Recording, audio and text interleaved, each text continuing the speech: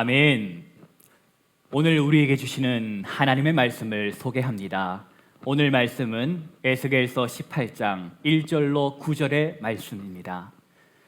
제가 가진 성경책 구약성서 1174면 어간에 있습니다. 오늘 말씀 에스겔서 18장 1절로 9절 말씀을 찾으셨으면 우리 함께 한 목소리로 봉독하겠습니다. 또 여호와의 말씀이 내게 임하여 이르시되 너희가 이스라엘 땅에 관한 속담에 이르기를 아버지가 신포도를 먹었으므로 그의 아들의 이가 시다고 함은 어찌 됨이냐. 주 여호와의 말씀이니라. 내가 나의 삶을 두고 맹세하노니 너희가 이스라엘 가운데에서 다시는 이 속담을 듣쓰지 못하게 되리라. 모든 영혼이 다 내게 속한지라 아버지의 영혼이 내게 속함같이 그의 아들의 영혼도 내게 속하였나니 범죄하는 그 영혼은 죽으리라.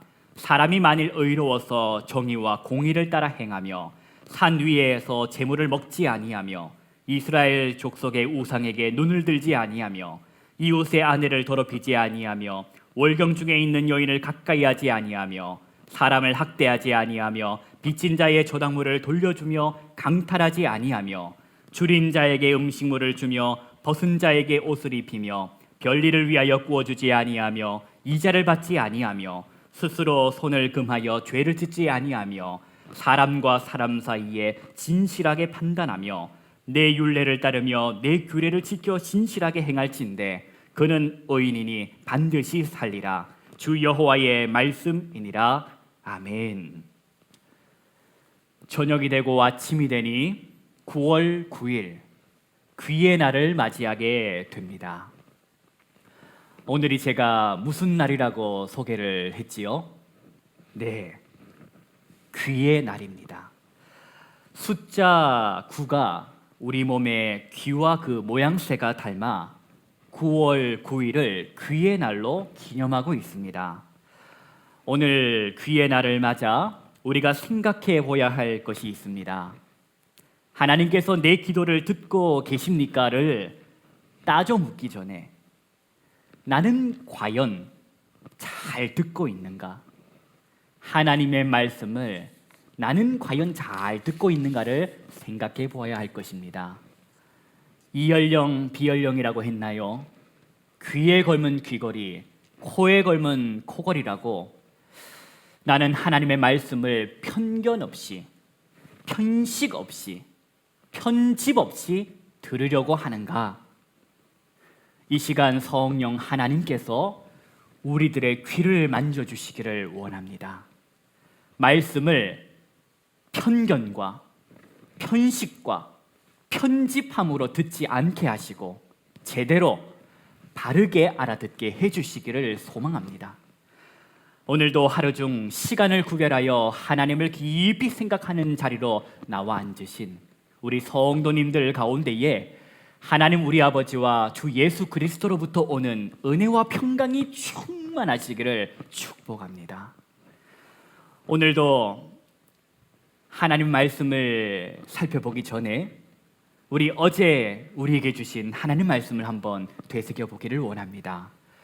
우리는 불법을 행함으로 하나님께 범죄했던 어떤 나라에 대해서 어제 말씀을 나누었습니다. 여러분 기억하십니까? 에스겔을 불러서 하나님 말씀하셨는데 그 어떤 나라가 어떤 나라였는지요? 어떤 나라가 있다고 말씀하시면서 하나님께서 이런저런 말씀을 하시는데 결국 그 어떤 나라가 어떤 나라였습니까? 하나님의 언약의 백성 이스라엘이지 않았습니까? 그런 그들을 향하여 너희 중에 노아가 있고 너희 중에 다니엘이 있고 너희 중에 욥이 있다 한들 그런 의인이 있다 한들 그들의 의에 기대어 덕볼 생각하지 말라고 말씀하셨습니다. 하나님은 그들의 잘못된 구원관에 대하여 지적하신 것이지요.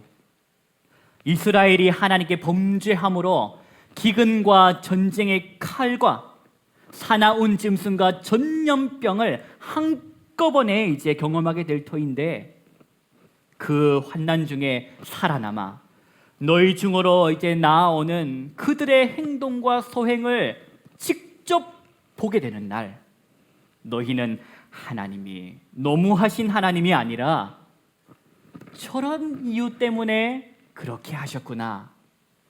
저들의 소행과 행동을 보고 나면 알게 될 것이다라고 말씀하셨지요.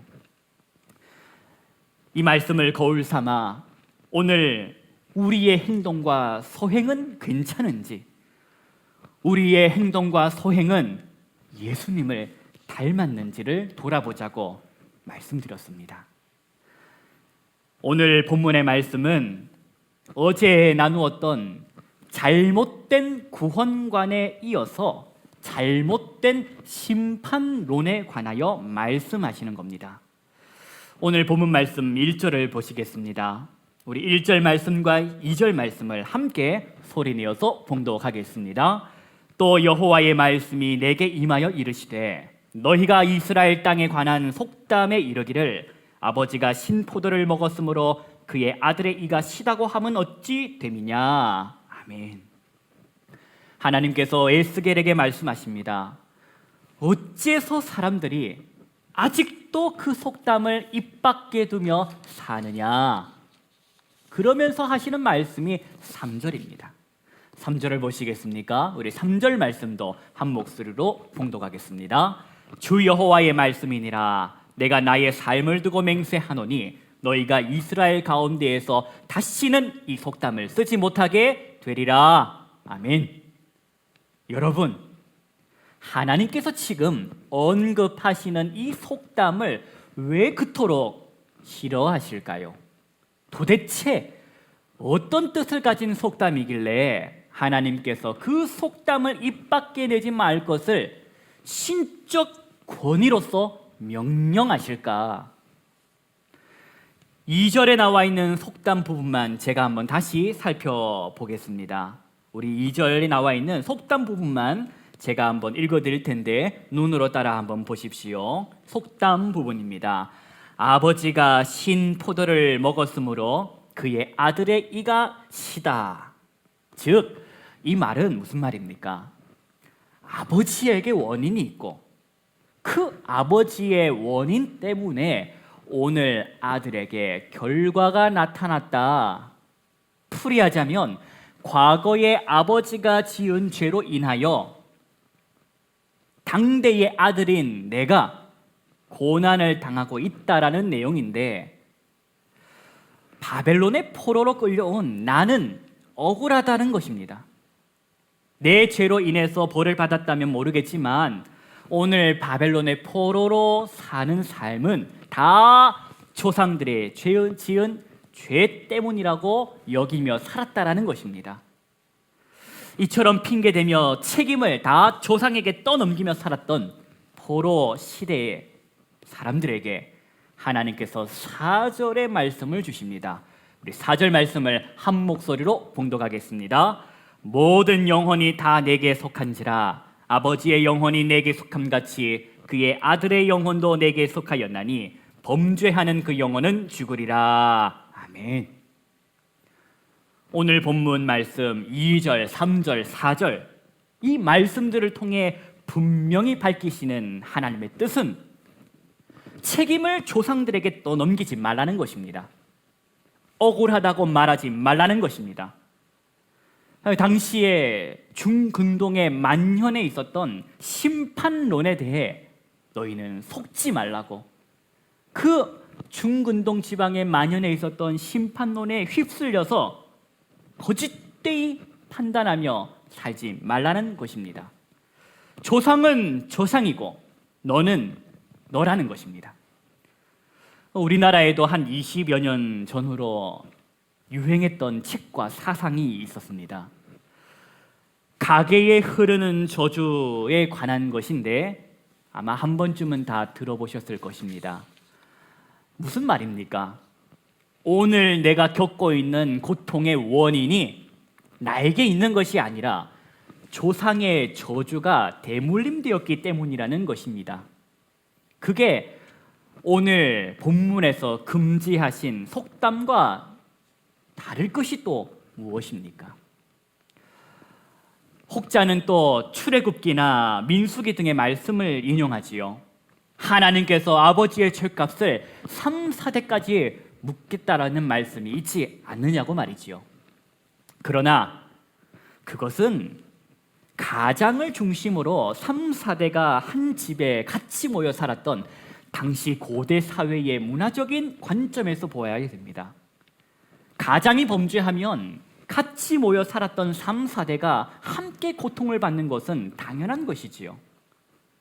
따라서 하나님께서 조상의 죄를 3, 4대까지 묻겠다라고 하신 말씀은 심판의 동시성, 심판의 일시성을 뜻하는 것이지 자자손손 묻겠다라는 말씀이 아니라는 것입니다. 오늘 에스겔서를 통해서도 말씀하시지요. 아버지가 신 포도를 먹었으므로 그의 아들의 이가 시다라고 말하는 그 속담은 틀렸다. 그 속담은 거짓되다. 아버지의 죄는 아버지에게 책임을 물으며 아들의 죄는 아들에게 묻겠다. 범죄한 당사자에게 결과를 담당하도록 집행하는 하나님이시라는 것을 말씀을 통해 분명하게 밝히고 계십니다. 그러면서 하나님께서는 5절 이후의 말씀을 통해 세 가지 예를 들어 보이시는데, 첫 번째, 의로운 사람이 하나님의 법과 정의를 따라 산 경우. 두 번째, 의로운 아버지의 아들이 악한 일을 하며 산 경우.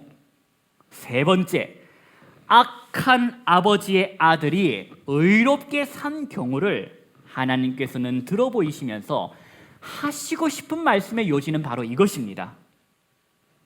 한 세대에서 다음 세대로 의도, 악도 대물림되지 않는다.